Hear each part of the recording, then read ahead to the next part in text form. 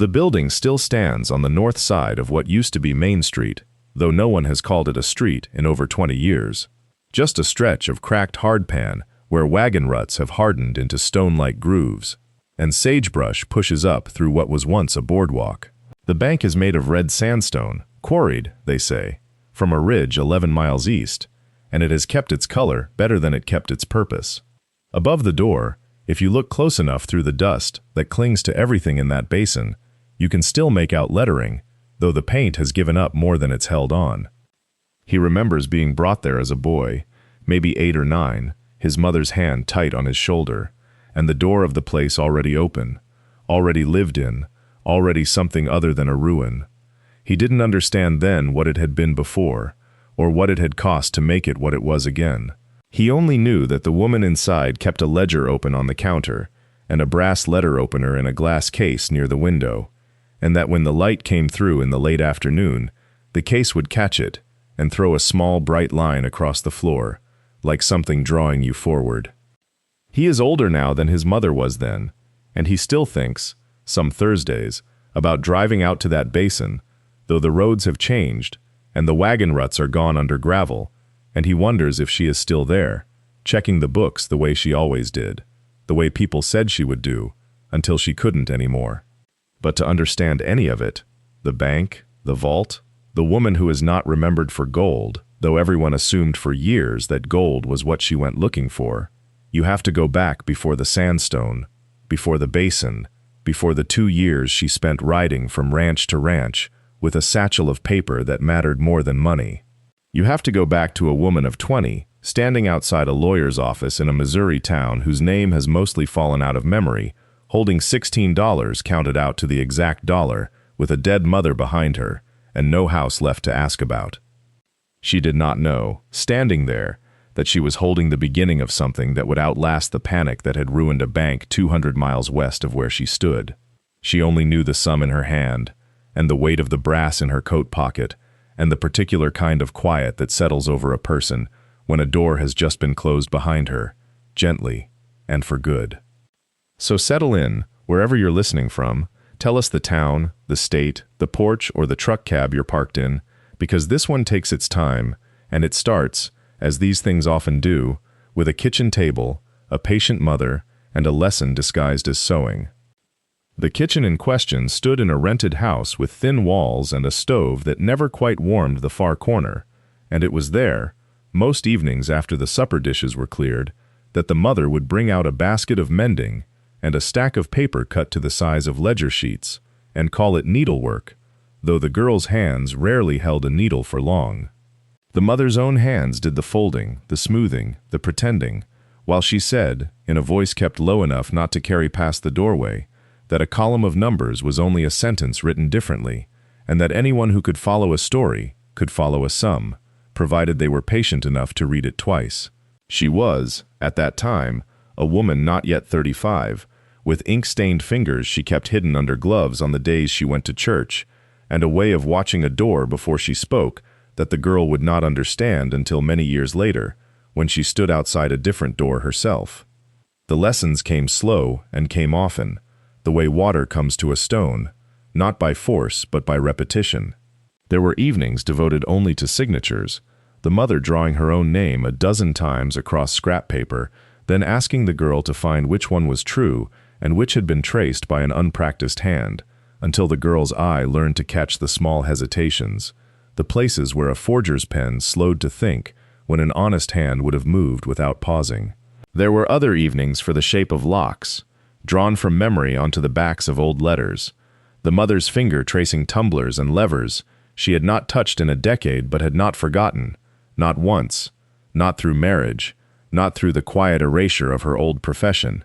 She spoke of the bank she had once kept books for, the way some women spoke of a first sweetheart, with a fondness she tried to keep contained, and did not always succeed.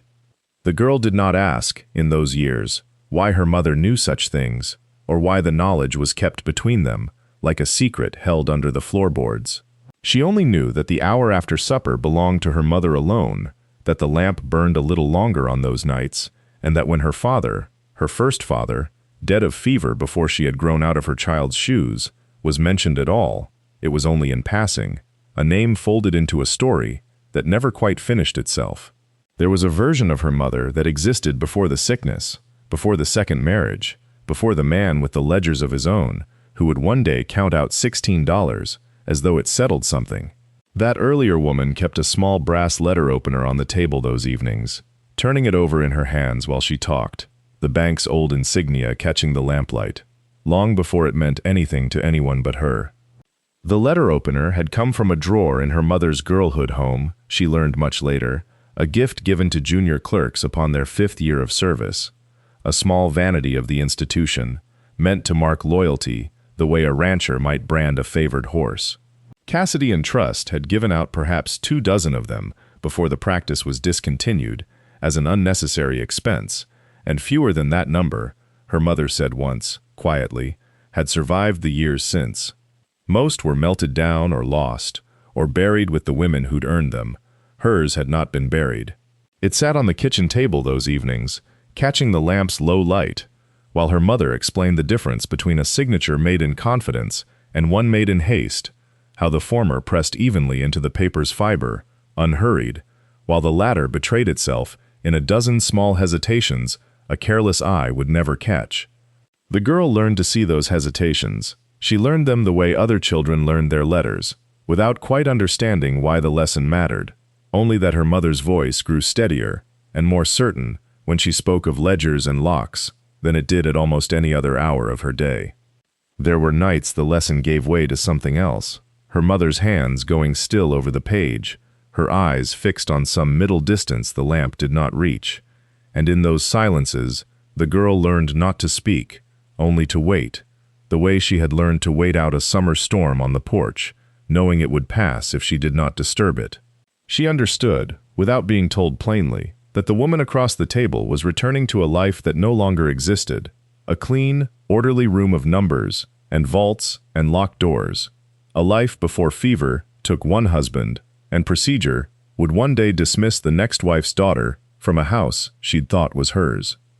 She understood, too, though she could not have said it in words at the time, that she was being prepared for something, not a trade, exactly, not an inheritance of money, since there would be none of that worth counting. Something quieter, a way of seeing that no lawyer's ledger and no stepfather's signature could take from her because it had never once been written down. By the time she was 16, she could read a column of figures the way other girls read a face, and she could tell, before her mother even asked her to check it, whether a total had been made to lie. She did not know yet what use such a gift would be to a girl with no bank to work in and no father's name to open its door. She only knew that when her mother's hand closed over hers to correct a stroke of the pen, it was the closest either of them ever came to saying what could not otherwise be said between them. There was a particular hour of the afternoon, in the years before the sickness came, when the light through the kitchen window fell yellow and low across the oilcloth,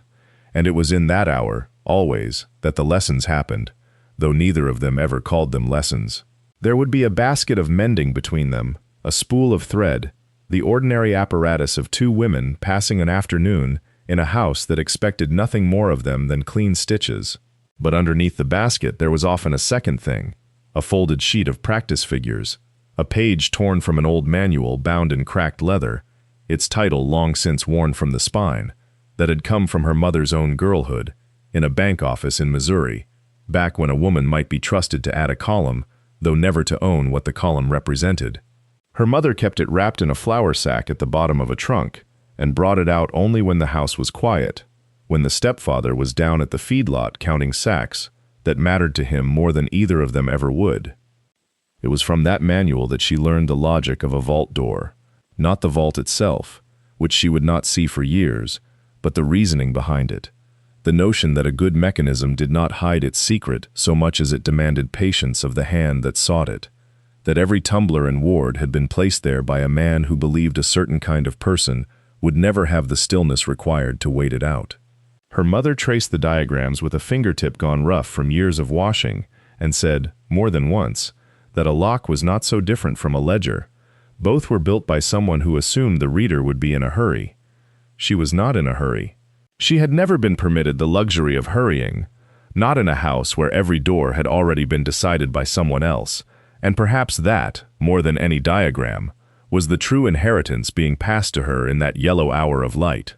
Her mother did not tell her why she needed to know these things. She only kept teaching, the way a person keeps a small fire fed through a long winter, without asking whether spring will come to make the fuel worth having spent. It was in the same year, the winter she turned 17, that her mother first began to cough in a way that did not clear by morning, and though neither of them spoke of it plainly, something in the rhythm of the lessons changed, grew, if anything, more urgent, as though her mother had begun, without saying so, to count not stitches or sums, but days. The cough worsened by slow degrees, the way a fence line sags before it finally gives, board by board, so gradually that a person watching every day might convince herself nothing had changed at all. There were mornings that winter when her mother rose before dawn as she always had, moved through the kitchen with the same economy of motion, laid the fire and set the kettle, and only the faint hitch in her breath as she bent to the woodbox betrayed that anything in her had shifted. She did not speak of it. She was not a woman given to speaking of things that could not be repaired by speaking, and so the lessons continued at the kitchen table, though now they came in shorter sessions, as if her mother had begun rationing her own strength, the way she had once rationed flour during the lean years after the fever took her first husband. She taught faster now, though never carelessly. She showed her daughter how a forged signature betrayed itself, not in the shape of the letters, but in the speed of them, in the small hesitations a copyist could not help but leave, the way a person imitating another's hand would slow at the curves and rush the straight lines, whereas the true signer did the opposite, trusting the pen the way a person trusts a path walked 1,000 times. She had her daughter practice this on old correspondence, on discarded grocer's bills, on the backs of Holloway's unpaid invoices, which he never thought to miss. She made her daughter sign her own name 100 times until it no longer looked like handwriting at all, but like a single motion, unthinking, the way breath is unthinking, and only then did she say, quietly, that a signature worth trusting was one the hand did not have to remember. There was a night in February, the frost thick enough on the inside of the window glass that the moonlight came through it broken and soft, when her mother set the manual aside, without finishing the lesson, and simply held her daughter's hand a long moment, turning it over as though reading it the way she read a ledger,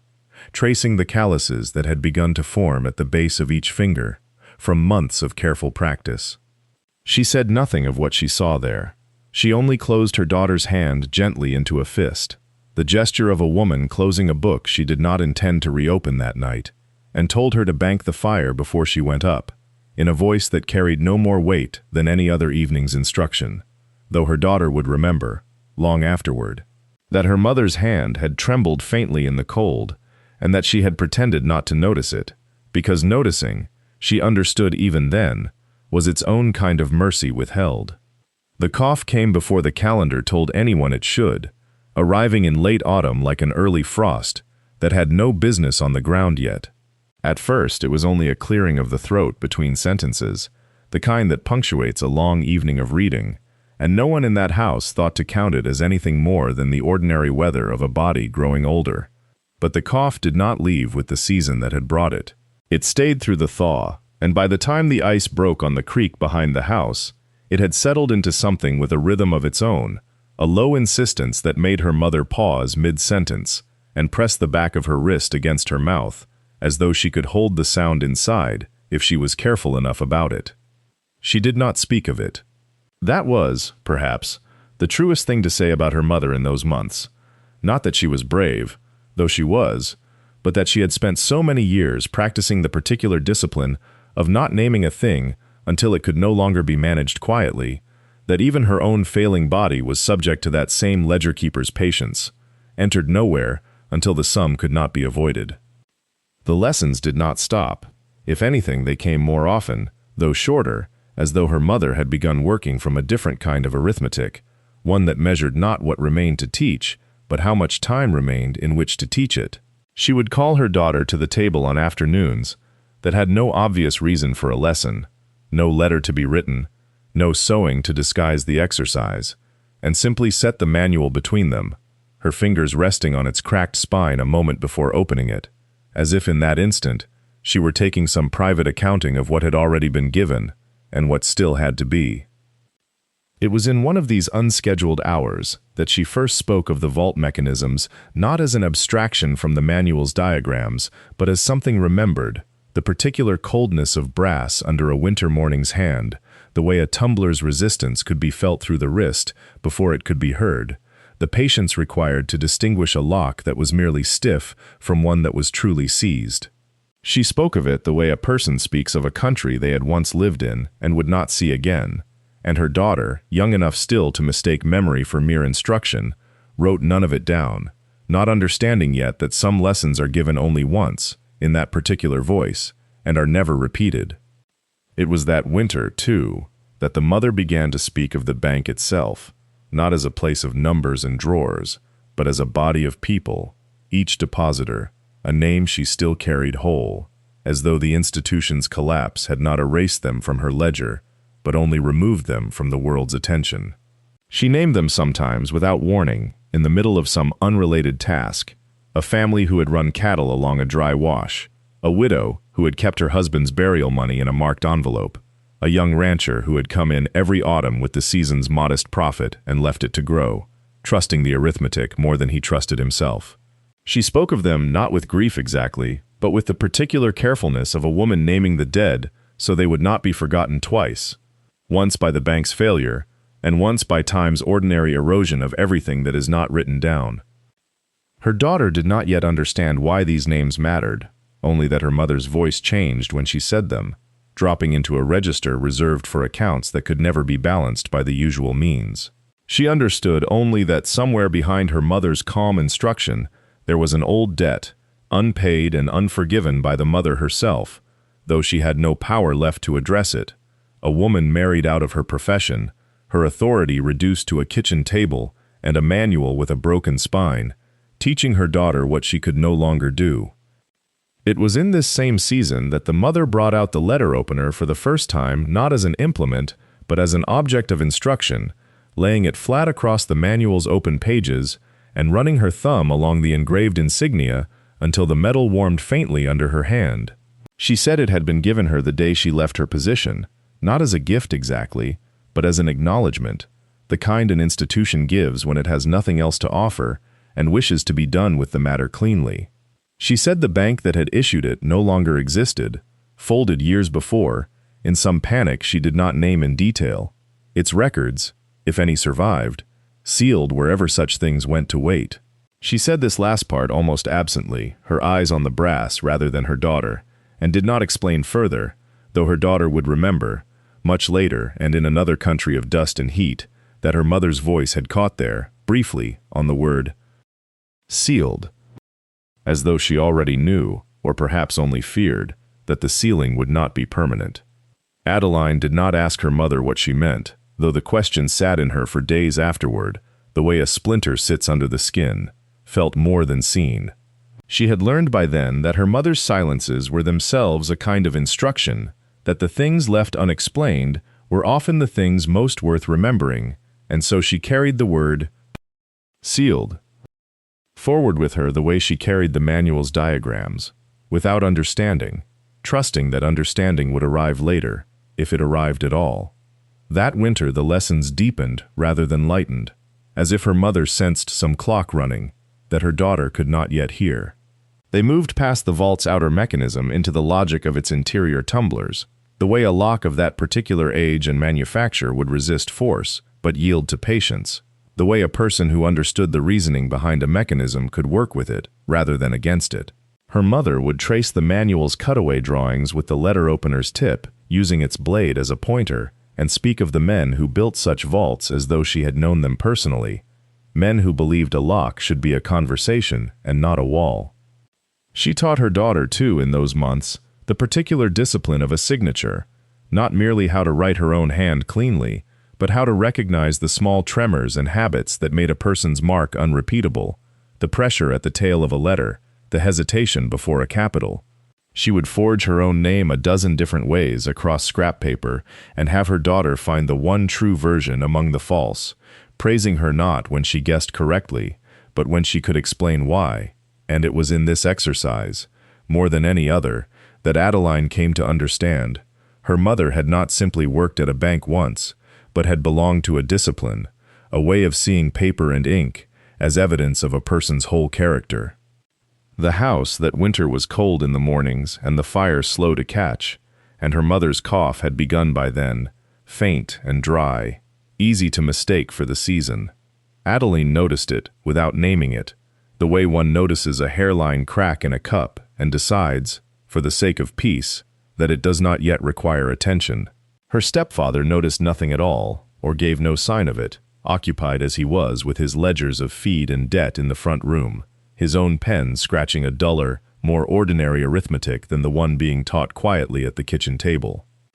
It did not occur to Adeline, not then, to wonder how much time remained to her mother, or how much of what was being taught in a hurry, disguised as patience.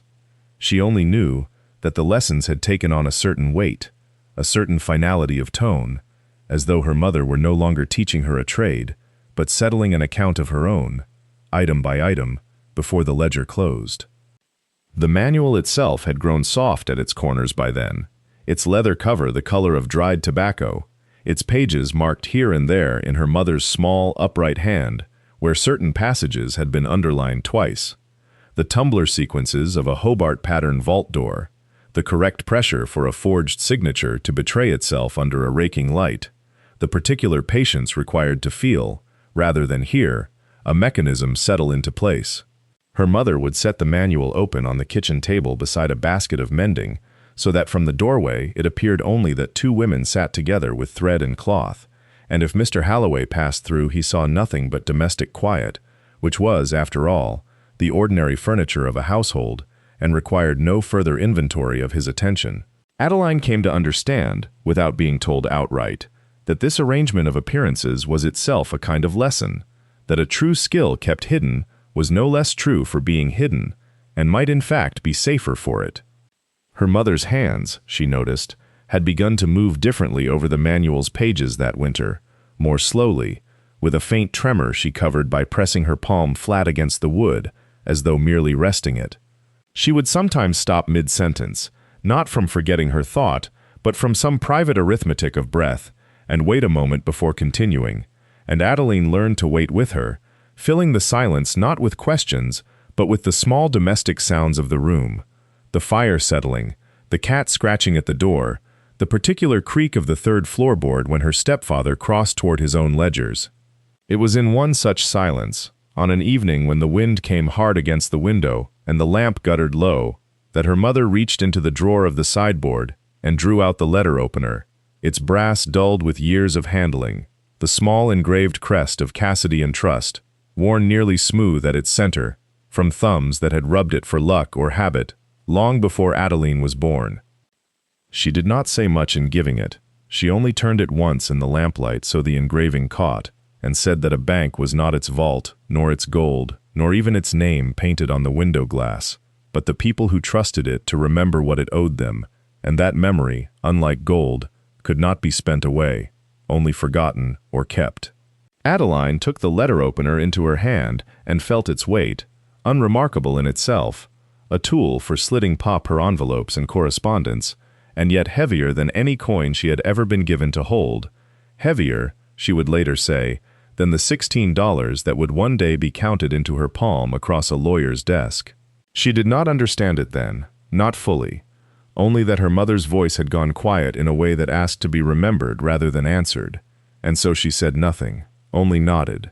and slipped the letter opener into the pocket of her apron, where it stayed warm against her hip for the rest of that evening, through supper, through the washing of dishes, through the long climb up the narrow stairs to the room she shared with the cold draughts of the attic gable. It became, after that night, a fixture of the lessons, though it was never spoken of as such. Her mother would set it on the table beside the ledger pages, not to be used, only to be present, the way a hymnal might sit closed beside a family at prayer, its authority felt rather than exercised. Adeline came to understand, slowly, in the way a child understands the shape of a room before she understands its purpose, that the letter opener was not a tool her mother handled lightly, and that its presence at the table marked those evenings as different from the ordinary business of sewing or correspondence, marked them as belonging to something older than the house they sat in.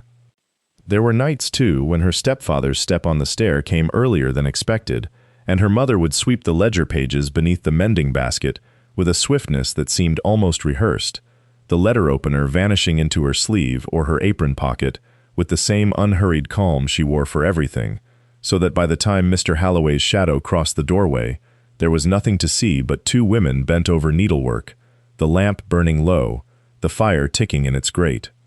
He never asked what kept them so late at their sewing. He was not a man given to asking questions whose answers would not affect the ledgers he himself kept, and it did not occur to him, in all those years, that his wife was keeping ledgers of her own, teaching them by lamplight to a daughter who was not his, in a trade he considered beneath his notice and beneath his household. It was this quiet, this practiced invisibility of the lessons, that Adeline would come to understand only much later as its own kind of instruction, not merely in numbers and mechanisms, but in the discipline of holding a thing of value close and letting the world believe it worthless, or better still, believe it did not exist at all. There was one lesson, though, that came without lamplight, without needlework laid across the lap as a shield. One lesson her mother gave her plainly, in the gray hour of a Sunday afternoon, when the house was empty and the fire had gone to embers, as though even the pretense of concealment had become, for that single hour, unnecessary. She had taken Adeline's hand and turned it palm up, and traced with her own finger the shape of a tumbler mechanism on the bare skin, slow, deliberate, the way a woman might teach a child to write her letters. 3 turns to seat the lever, a pause, always a pause, to let the tension settle before the 4th, and then a 5th turn, lighter than the rest, that had nothing to do with strength and everything to do with listening, with the small, dry click that told a hand whether it was closer to opening a door or further from it. Her mother had said, quietly, that a vault does not yield to force. It yields to patience that has outlasted its own doubt. Adeline remembered thinking, at the time, that this was simply another of her mother's ways of speaking about needlework, about bread dough, about the small domestic patience expected of her, until she saw her mother's eyes, which held none of the softness of those other lessons, only a kind of grave attention she reserved for nothing else in that house. It was the only time her mother ever spoke of the vault at Ashwell Flat by name. She had said it the way a person says the name of somewhere they had once meant to return to and had not. Cassidy and Trust, she had said, and then nothing more, folding the memory back into herself as she folded a handkerchief, corner to corner, until it disappeared into her sleeve. Adeline did not ask. She had learned, by then, that questions in that house were rationed as carefully as coal, and that her mother's silences carried more instruction than her words ever did. She only remembered, afterward, the particular stillness of her mother's hands as she said it, and the way she had looked toward the window, as though the town itself might be visible, somewhere past the frost on the glass, though it lay hundreds of miles west, buried in dust that had not yet finished settling over it. It would be 9 more years before Adeline stood before that same vault door herself, her own hand tracing the same tumblers her mother's finger had once traced on her palm, the lesson arriving in her fingertips before it arrived in her memory. But that Sunday afternoon, with the fire gone to ash and her mother's face turned toward a window that showed her nothing, was the first time Adeline understood that some doors are inherited long before anyone thinks to hand you the key. The lessons did not stop that winter, though they changed their shape, the way a river changes shape without changing its course. Her mother began speaking less of tumblers and more of paper, how a signature carried weight not in its shape but in its pressure, the particular drag of ink where a hand slowed to be certain of itself, and the telltale evenness of a forger's stroke, too careful, too composed, like a man reciting a speech he had memorized rather than one he believed. She would set 2 signatures before Adeline on the kitchen table, both bearing the same name, and ask her to say which hand had written in fear of being caught, and which had written without thinking of being watched at all. It took Adeline the better part of a year to see it reliably, and her mother never once told her she was right, before she had earned the certainty of it herself. There were other lessons folded inside ordinary hours, so quietly disguised that Adeline did not recognize them as lessons until long afterward, turning them over the way a woman turns over a coin to find the mint mark. A darning session became an exercise in counting stitches against a ledger's columns, proving that a figure carried forward correctly must always reconcile, that a debt unaccounted for was a wound left open under a bandage. A walk to fetch water became an accounting of distances and weights, of how much a man could carry before his back betrayed him, of how a laborer's wage ought to reflect the toll of the ground he walked. Her mother taught arithmetic as though it were a kind of honesty, and honesty as though it were a kind of arithmetic, until Adeline could no longer say where one ended and the other began. Mr. Halloway noticed none of this. He took his supper at 6, read his newspaper until 7, and regarded his wife's quiet industry at the kitchen table as a harmless feminine occupation, no more significant than knitting. He did not ask what she taught, and she did not offer to tell him, and in that unspoken arrangement, Adeline came to understand, without being told outright, that some knowledge survives only by being underestimated. By the time Adeline turned 16, she could read a column of figures the way other girls read scripture, quickly and without conscious effort, catching the false note in a total, the way one catches a wrong word sung in a familiar hymn. Her mother would test her sometimes with figures drawn from memory, numbers she said had once belonged to real accounts in a real bank, in a town whose name she never spoke aloud, and Adeline would find, buried 3 or 4 entries down, the exact place where the sum had been made to lie. Her mother would nod once, fold the paper away, and say nothing more, but there was, in that nod, a rationed and particular kind of pride, the only inheritance she had left to give before the years began, in earnest, to take her. The years, in the way of years that are good, did not announce themselves as they passed. There was no single morning when the girl became the young woman who could balance a ledger blind, no threshold crossed with ceremony. There was only the accumulation of Tuesdays and Thursdays, the kitchen table worn pale in one particular oval, where 2 sets of hands had rested upon it for the better part of a decade,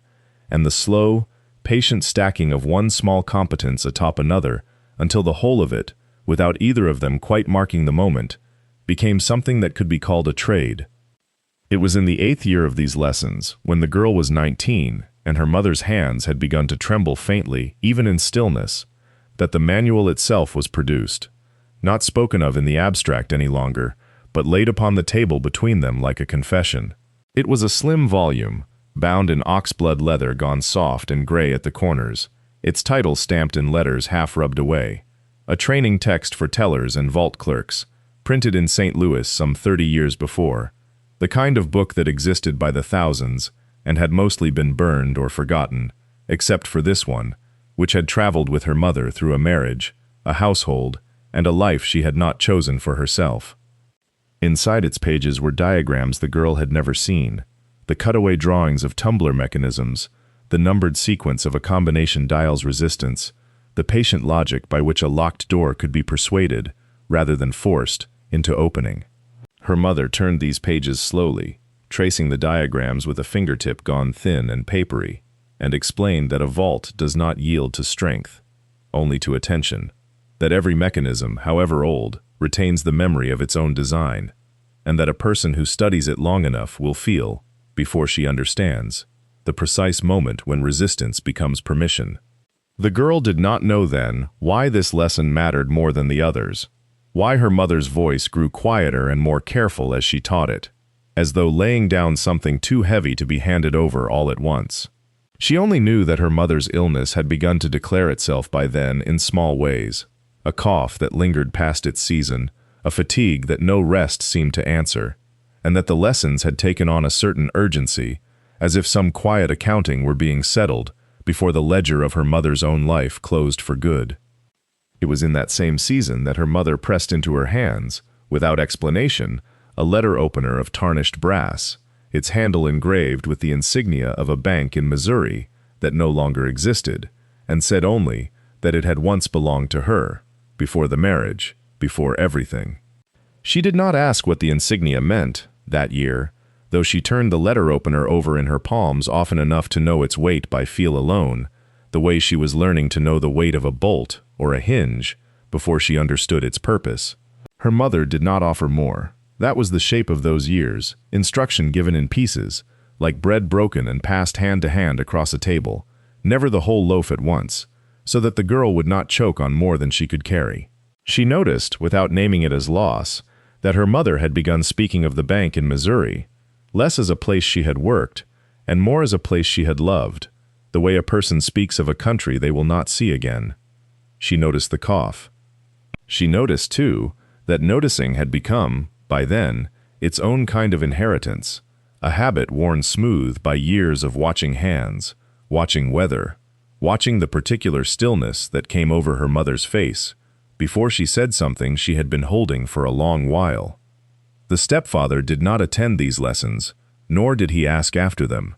He moved through the house with the flat efficiency of a man who kept his accounts current and his affections filed away in some drawer he rarely opened, and if he noticed the hours his wife and stepdaughter spent bent together at the kitchen table over what he assumed was mending, he gave no sign of curiosity. This suited her mother. She had said once, in passing, that a woman's true work was often best done where men believed nothing was being done at all, and the girl had carried that sentence forward without fully understanding it, the way she carried so much else that winter, folding it away for later, the way one folds a letter not yet ready to be read. By the time the snow came heavy that year, her mother's hands had begun to shake faintly over the ledger pages, not from age, but from something the girl did not yet have a name for, though she would learn it soon enough. The lessons slowed, the silences between them lengthened, and still, on the evenings when her mother had strength enough to sit upright at the table, she returned to the same instruction, over and over, as though repetition might fix it permanently into the girl's hands, that a lock is not an enemy, that patience is not weakness, that a mechanism yields to the person who respects its memory, rather than the one who forces it to forget. It would be more than a year before the girl understood why her mother had taught her this above all else, with such care, in such a hurry, disguised as calm. And by then, the house would already have begun preparing, in its own quiet bureaucratic way, to no longer be hers. The illness did not announce itself so much as arrive by increments, the way frost comes to a window pane, first at the corners, then across the whole glass, until one morning the girl looked up from her chores and understood that the woman at the table was no longer merely tired. The doctor, who came from 3 towns over, spoke in the careful, rounded phrases of a man accustomed to delivering verdicts without appearing to deliver them, and after he had gone, the mother sat very still for a long while with her hands folded in her lap, as though composing a letter in her mind that she had no intention of ever sending. She did not weep, she did not speak of fear. She asked, instead, for the ledger book to be brought to her, and for the lamp to be trimmed a little brighter, and she resumed the lesson exactly where it had left off the night before, as though the doctor's visit had been some minor interruption in the weather. The girl understood, without being told, that she was being given something on a schedule now, that the hours of instruction had become a kind of accounting themselves, entries made against a balance that both of them could feel diminishing, though neither said so aloud. She began to notice how her mother's handwriting, once so precise it might have been printed, had begun to loosen at the edges of the letters, the tails of the G's and Y's trailing longer than they used to, and she wondered, with the particular guilt of the young, whether she ought to have noticed sooner. Outside, the winter deepened.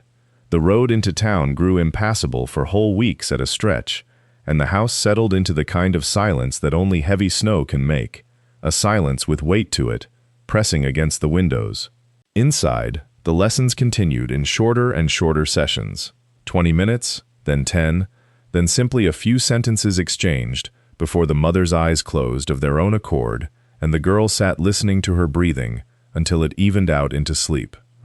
It was in one of these final, shortened lessons that the mother took the brass letter opener from its drawer and set it on the table between them, without explanation, turning it once so that the engraved insignia caught the lamplight, and said only that a tool remembers who was taught to use it properly, long after the hand that taught them is gone. The girl did not ask what she meant. She would not need to ask for very much longer. January came in hard that year, and with it, a stillness that the girl would remember for the rest of her life as a kind of held breath. The doctor from town had stopped making the ride out after the second week, not from unkindness but from honesty, having said plainly what could and could not be mended, and after that the house belonged only to the two of them and the woman who came in the mornings to help with the water and the stove. The mother slept most hours now. When she woke thin and clear-eyed, as though the illness had burned away everything but the essential parts of her,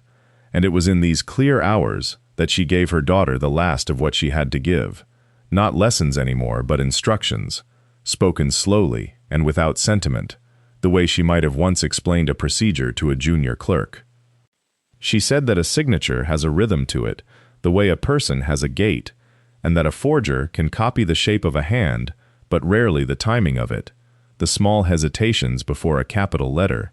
and that the girl should trust her eye on this, even when she could not explain to another soul why she trusted it. She said that a vault does not fail all at once, that its tumblers wear unevenly, and that the wear itself becomes a kind of message if a person is patient enough to read it. She said these things not as secrets but as facts, plain as the weather, and the girl received them the same way, writing nothing down, keeping it all in the place where a daughter keeps her mother's voice. The stepfather came in and out of the sick room during these weeks, with the awkward formality of a man visiting a business he did not fully understand, standing near the door, asking after comfort rather than offering it, and the girl noticed, without yet knowing what to do with the noticing, that his visits grew shorter as the month wore on, and that he had begun, in the evenings, to sit at the kitchen table with papers of his own, ledgers of a different and more urgent kind, the ink on them heavier and more anxious than any her mother had ever made. On the last night, the wind came up hard against the north side of the house, rattling the shutter that had never quite hung true, and the mother, half waking to the sound, reached for her daughter's hand without opening her eyes, and held it with a strength that seemed borrowed from some earlier, healthier year. She said nothing more that night that could be counted as instruction, but her grip did not loosen until well past midnight, and the girl sat through all of it without moving, watching the lamp burn low, understanding for the first time the true shape of what she was about to lose. By morning the wind had gone still, the way it does after it has said what it came to say, and the house held a quiet that was different from ordinary quiet, heavier, more settled, the kind that comes into a room and does not plan to leave. The girl rose before anyone called for her, though no one was going to call for her, and went into the kitchen and found the lamp still burning, the wick drowned low in its own oil, and she put it out with 2 fingers the way she had been shown, pinching rather than blowing, because blowing left a smell that lingered in curtains for days. She did not yet know the word for what she was doing. She only knew that some part of her had already begun the work of closing things properly, the way her mother closed a ledger at the end of a season, ruling a line beneath the last figure so that nothing further could be added beneath it by mistake or by wishing. The stepfather came down within the hour, dressed for outdoors though there was no reason yet to go anywhere, and stood in the doorway of the bedroom for a long while, without crossing the threshold, his hat turning slowly in his hands, as though he were counting the felt between his fingers. He said, at last, that he would send for the doctor, though everyone in the house understood the doctor's coming would change nothing except the hour at which certain words were spoken aloud instead of merely known. The girl did not weep in front of him. She had already learned, without being taught it directly, that grief shown to that particular man was grief spent for no return, the way coin handed to a merchant who does not stock what you need is coin simply gone. She went instead to the trunk at the foot of the bed, the same trunk that had held the good tablecloth and the wedding linens and, beneath those, wrapped in a square of oiled cloth, the brass letter opener with its worn insignia, and she took it out and held it the way one holds a thing whose weight has suddenly changed, though its size has not. She did not cry over it. She turned it once in the gray morning light coming through the window, read the small engraved letters as she had read them 100 times before, and set it into the pocket of her apron, where it sat against her hip for the remainder of that day, and, though she did not know it yet, for every day of consequence that followed. The doctor came in the afternoon, confirmed what needed no confirming, and left again before dusk, and the house began, quietly and without anyone announcing it, the long process of becoming a house that was no longer hers to ask about.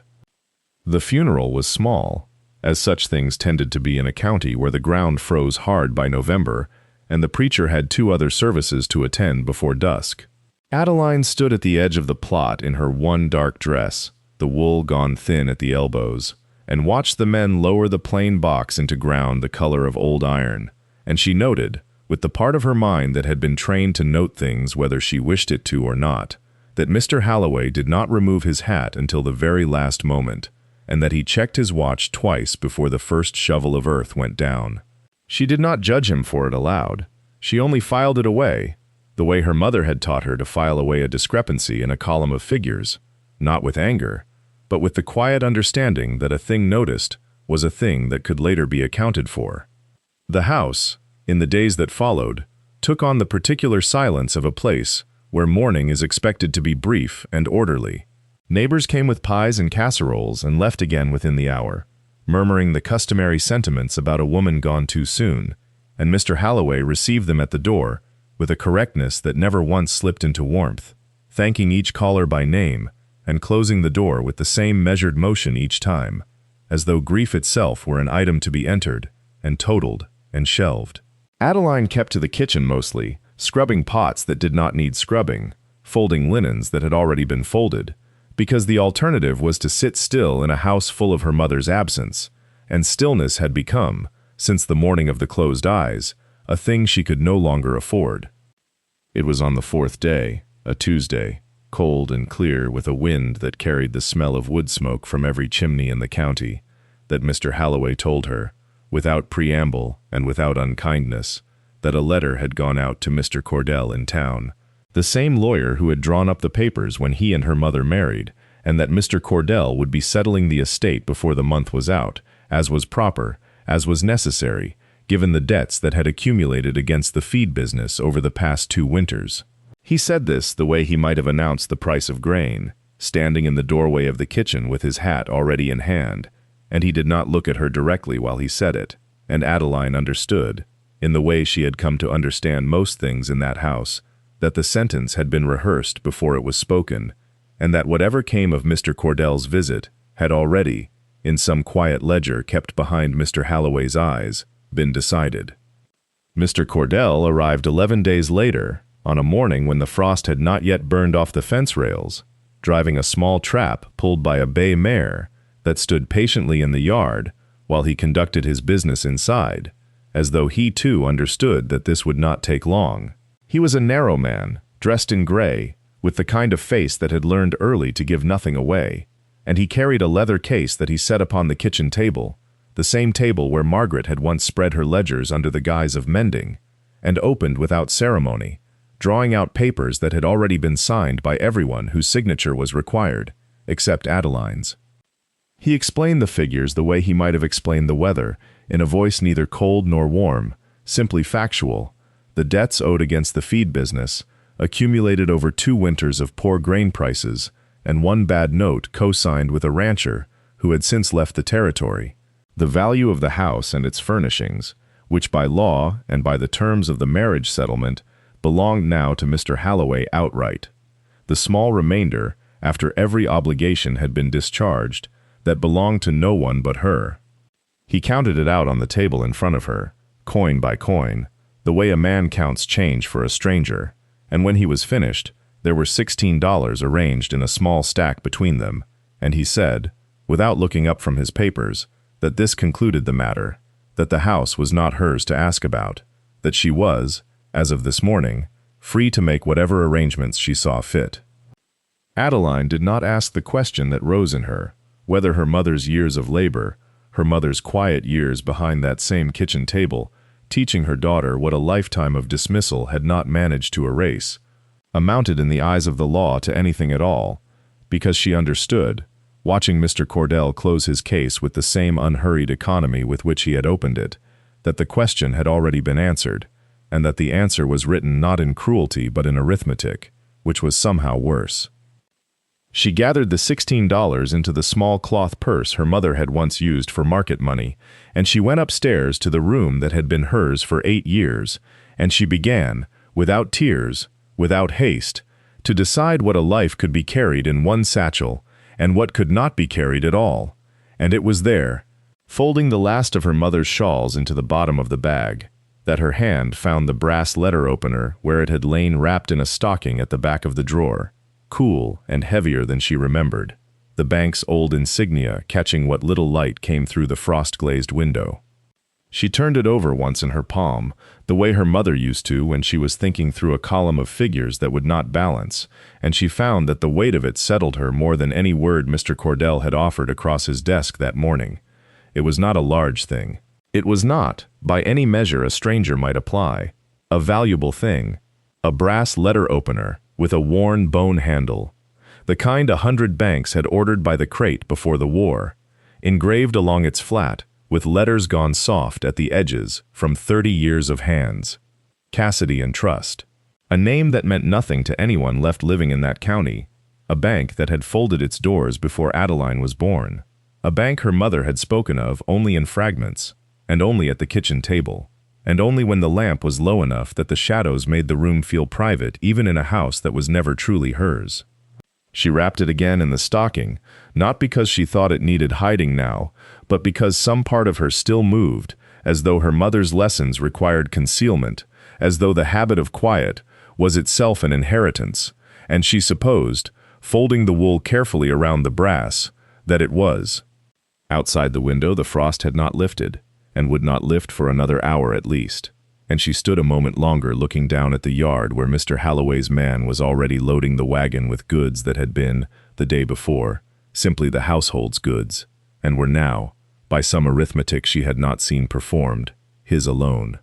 She did not go down to watch. She had learned, in the 8 years since her mother's remarriage, that there was very little use in watching a thing being taken that had already, on paper, been decided.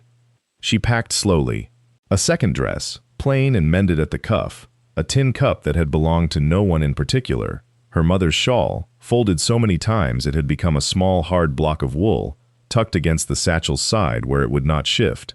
And last, beneath all of it, wrapped in its stocking, the letter opener, which she told herself was only a keepsake, only a small brass thing worth perhaps 30 cents to a pawnbroker who did not care what bank it had come from, though even as she thought it, she felt the shape of her mother's voice under the words, patient, unhurried, the way it had sounded reading vault diagrams aloud by lamplight, and she understood, without yet being able to say why, that she was not carrying it because it was worth anything.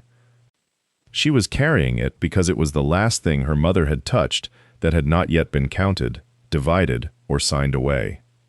The wagon that carried her out of that county was not driven by anyone who asked her name. It was a freighter's rig bound west with barrels of salt pork and bolts of cheap muslin, and the driver, a heavy man with a squint and no curiosity, had agreed to carry her as far as the rail spur for 2 of her $16, which left her with 14, a figure she repeated to herself at intervals through the first days the way another woman might repeat a psalm. She sat among the barrels with her satchel between her knees and watched the house, the porch, the well, the elm her father had planted before the fever took him, recede into a flat brown line, and then into nothing at all, and she did not cry, because she had already done her crying in the 2 weeks prior, in the pantry, where no one could hear it and ask her to stop. The rail spur put her on a train for 1 day and part of a night, 3rd class, the seats hard-backed and the windows filmed with grit, and from there she went by whatever conveyance would take a young woman traveling alone and unremarked, a produce wagon, a mail coach that let her ride atop the boot for 50 cents, and finally her own 2 feet, walking a wagon road so faint in places that she measured her progress by fence posts long since fallen, and by the shape of the mountains changing color as the sun moved. 3 weeks, in all, from the parlor where Mr. Cordell had counted her money into her palm, to the first sight of Ashwell Flats chimneys, standing black against a sky gone the color of a bruise at dusk. She had heard of the place only distantly, as one hears of a drought or a fire in a county not one's own, a silver camp that had boomed for 6 years and folded in a single season, 1871, when the vein ran thin and the assay office closed its books, and the men who had come for the ore left faster than they had arrived. What she had not heard, because no one thought it worth the telling, was that the bank had not burned, had not been stripped for its timber and iron, the way the saloons and the assay office had, but stood exactly as it had been left, its doors locked, its windows unbroken, as though whoever had turned the key had meant to return the following Monday, and simply never had. She stood at the edge of what had once been a street, and looked at the building's red sandstone face, warm-colored even in the fading light, and felt, for the first time since the pantry, something that was not grief. She did not go to the vault first. That surprised her when she thought back on it years later, standing in a room that by then had electric light and a stove that did not need feeding every hour, that she had waited 3 full days before she so much as touched the vault door, and had spent those days instead walking the empty rooms of the bank the way a person walks through a house they have inherited but do not yet believe belongs to them. She swept the teller's floor with a broom she found in the back room, its bristles gone stiff as wire. She aired the ledgers that sat in the open cabinets, ordinary account books, nothing locked, nothing hidden, filled with the small, unremarkable arithmetic of a town buying feed and lumber and thread. She slept the first 2 nights on a bench meant for customers waiting their turn, her satchel under her head, the letter opener kept close against her ribs inside her coat, and she told herself this caution was patience, the same patience her mother had pressed into her over the kitchen table, though she suspected some part of it was simply fear of what a locked door might mean, or might not. On the 3rd morning she stood before the vault itself for the first time, with a lamp and a rag and nothing else, and studied it the way she had been taught to study anything mechanical before touching it, not as a puzzle to be forced, but as a sentence to be read. The door was iron, painted once, and now mostly rust, with a wheel at its center, gone stiff with 2 decades of stillness, and beneath the wheel, a keyhole plate stamped with the same crossed anvil mark that lived on her mother's letter opener, the mark of a bank that no longer existed except in this one dying room. She ran her fingers along the seam where door met frame, feeling for the give her mother had always told her to feel for, the place where metal remembers its own shape even after it has forgotten how to move. She found rust in the hinge pins thick as a knuckle. She found the tumbler housing packed with grit that had worked its way in through a hairline gap over 20 summers of blown dust. She did not touch the wheel yet. She sat back on her heels instead and simply looked at it, the way one looks at a person before deciding what to say to them, and she thought, not for the first time since Missouri, that her mother had spent 8 years teaching her to be patient with exactly this kind of silence, and that the silence had finally arrived in a shape large enough to matter. She worked oil into the hinge pins first, a thin trickle from the small tin she had carried since the desert crossing, and she waited, because her mother had always said that rust does not yield to force, it yields to time, given a little help. She packed a wet cloth against the tumbler housing to loosen the grit rather than dig at it, and she waited again, and the waiting was its own kind of labor, the kind no one saw and no one paid for, the kind her mother had done at a kitchen table for 8 winters running while calling it sewing. When she finally set her hand to the wheel, she did not turn it. She only tested its give, the way one tests ice, before committing weight to it, and she felt the faintest shudder somewhere deep in the mechanism, a memory of motion trying to remember itself. She worked through the afternoon in stages, the sandstone room holding its cold even as the heat outside climbed, and she found herself talking under her breath, the way her mother used to, narrating the tumblers as though they could hear her, first the 3rd from the left, now hold, now feel for the drop. The light through the high windows moved across the floor in a slow gold bar, and by the time it touched the base of the vault door, she had cleared the housing enough to feel 3 distinct points of resistance, where before there had been only one solid refusal. She stopped when her hands began to shake, not from fear, but from the plain exhaustion of holding stillness for so many hours, and she ate a strip of dried meat, sitting on the floor with her back against the cool stone, looking at the door, as though it were a face she was slowly coming to recognize. She thought of her mother's hands guiding hers over the practice lock at the kitchen table, the one Margaret had ordered special from a supply catalog and never explained to anyone else in the house, and how patient those hands had been, even when Adeline's own had trembled with the frustration of a girl of 13 who could not yet feel the difference between a true drop and a false one. By the time the gold bar of light reached the doorway and began to climb the far wall, she had counted 4 points of resistance clearly, and she believed, though she did not yet trust the belief, that she understood the sequence the tumblers wanted. She did not attempt it. She capped the oil, folded the wet cloth, and stepped out into the last hour of daylight to let her hands rest until morning, telling herself that a door 20 years shut could wait one more night for a girl who had already waited far longer than that for anything to open to her at all. Morning came pale and without wind, and she knelt before the door as she had knelt each day that week, but this time her hands did not hesitate. She worked the 4 points in the order her fingers had learned to trust, slow as prayer, and on the 4th turn, something inside the mechanism released with a small, dry sigh, as though the building itself had been holding its breath since the panic of 1871, and had finally been given permission to let it go. The door came open on hinges that groaned like an old man rising from a chair, and the smell that met her was not gold or dust but paper, decades of paper, dry and faintly sweet with age, stacked in ledgers bound in the same red cloth her mother had once kept behind the counter of a bank in Missouri. There was no bullion inside, no coin, nothing a stranger would have called a fortune. There were names, 11 ranching families, their deposits recorded in a clerk's careful hand, and never once marked paid, the accounts simply abandoned when the silver failed, and the town emptied out ahead of its own debts. She sat on the cold stone floor with the ledgers open across her knees and understood, the way her mother had always understood such things, that she was looking at a wrong that had been waiting 20 years for someone who could read it.